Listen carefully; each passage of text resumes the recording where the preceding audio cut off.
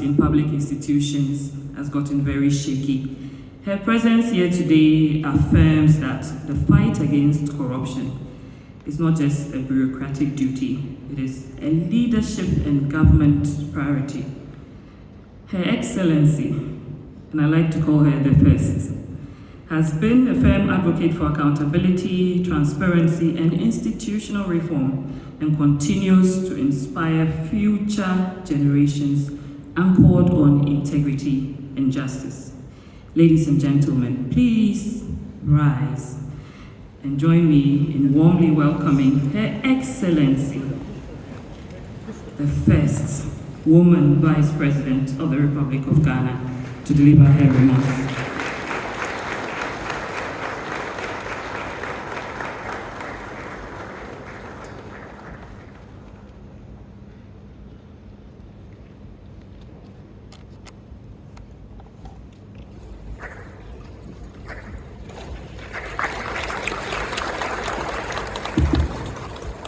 Please resume your seats.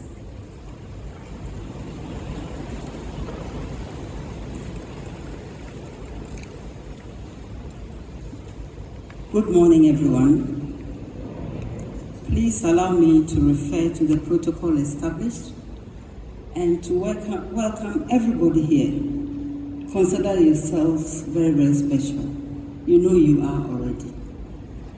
And at the same time, to especially welcome our relatives from outside our artificial borders, and to wish our Muslim relatives a very happy Eid. Revitalizing the anti-corruption architecture, very important theme. We know that Ghana has long positioned herself as a pioneer in our continent's anti-corruption efforts. We were among the first of the nations to ratify the AU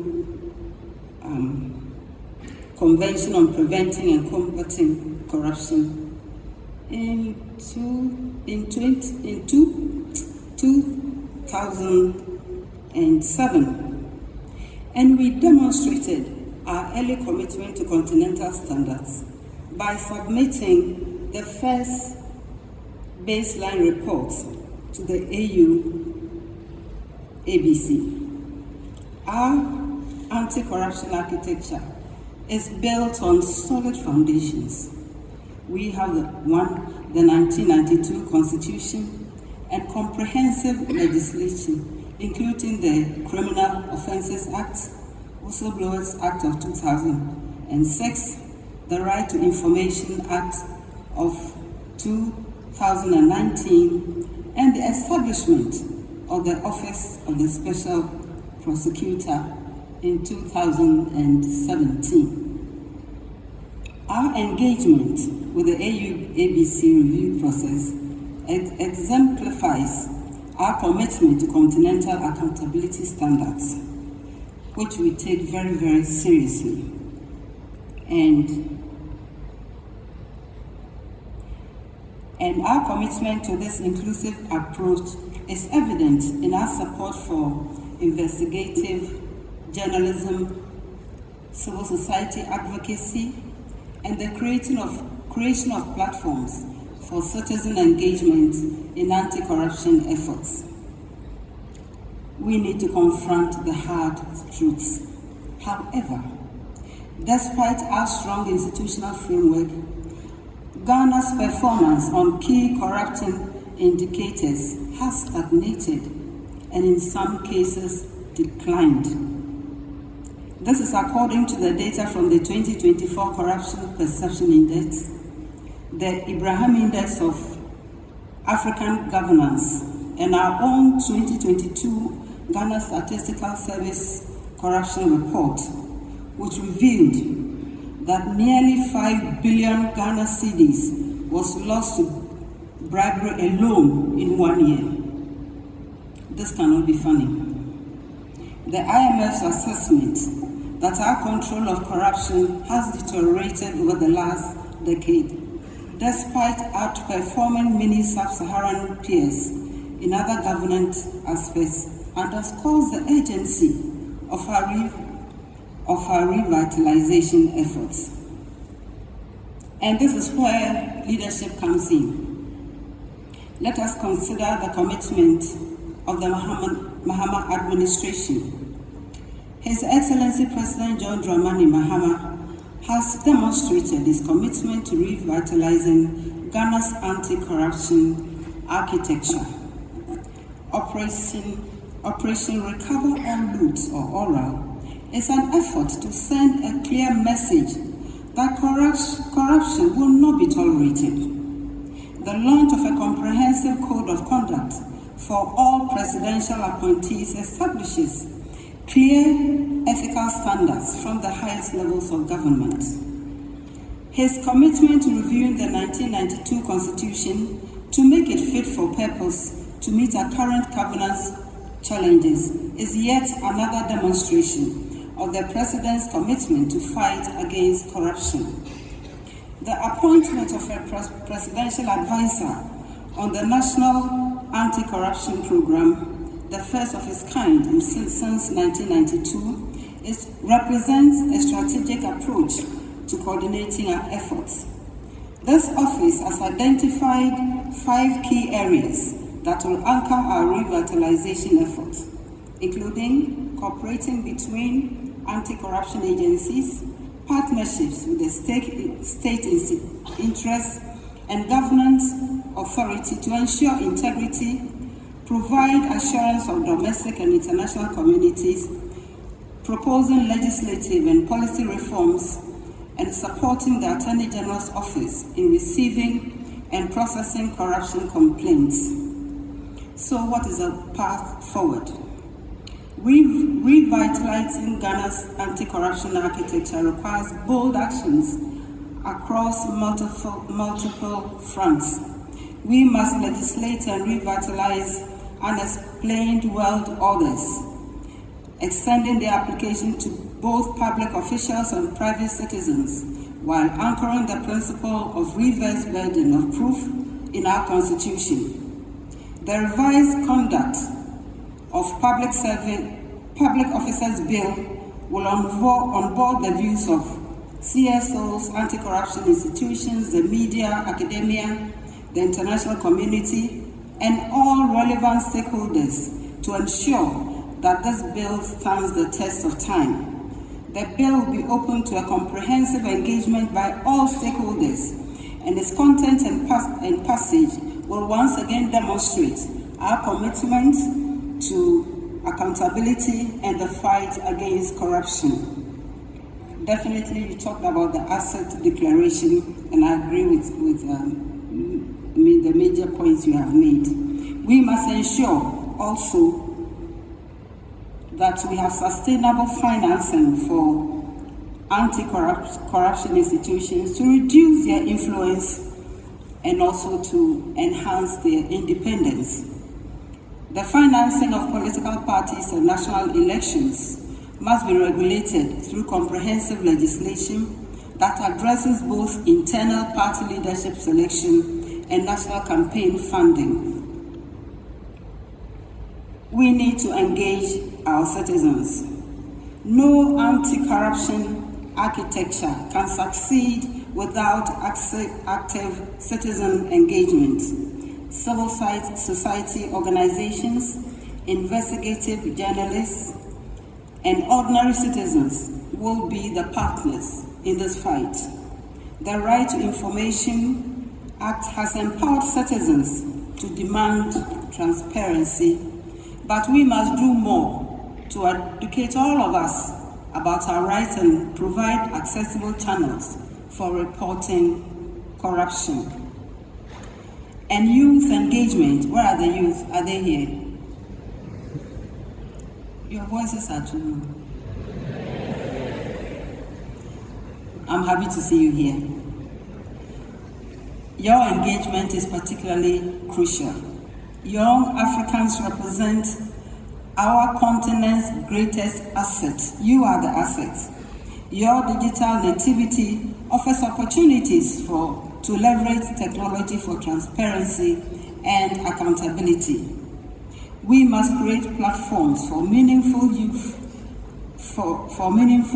participation in anti-corruption efforts, recognizing that you will inherit the systems we build today. I believe you heard me. Thank you.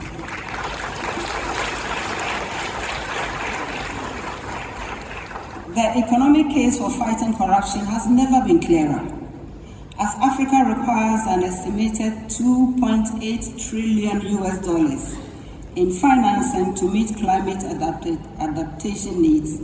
Every dollar lost to corruption represents a missed opportunity. Ghana's economic recovery and long-term prosperity depend on our ability to demonstrate that we are reliable stewards of public resources. International investors, development partners, and our own citizens need the confidence that their contributions will be used effectively and transparently. So, looking ahead, as we revitalize our anti-corruption architecture, Ghana has the opportunity to reclaim its position as a continental leader in accountability reforms. Our early participation in the AU-ABC review process, combined with our democratic traditions, vibrant civil society, and institutional foundations, provides a strong platform for this leadership. However, leadership requires not just intentions, but measurable results. Distinguished ladies and gentlemen, allow me to conclude. The theme of revitalizing Africa's anti-corruption architecture acknowledges our achievements and shortcomings. It recognizes that building integrity systems is not a destination, but a continuous journey requiring constant renewal and adaptation. We must remember that corruption is not inevitable. It is a choice to prioritize personal gain over public good, short-term benefits over long-term development, and narrow interests over national progress. Equally, the fight against corruption is a choice to demand better from our leaders and from ourselves, and to build the Africa our children deserve. Let us recommit ourselves to this fight, to revitalize our institutions, strengthen our laws, empower our citizens, and work together across borders. And I like the across borders, because we know that our borders are artificial, and we need to work together. We need to work across borders to build an Africa that is truly prosperous and peaceful, driven by its own citizens, and guided by the principles of integrity, transparency, and accountability. This is a journey we must continue. We know that together we will succeed. I want to thank you for your kind attention.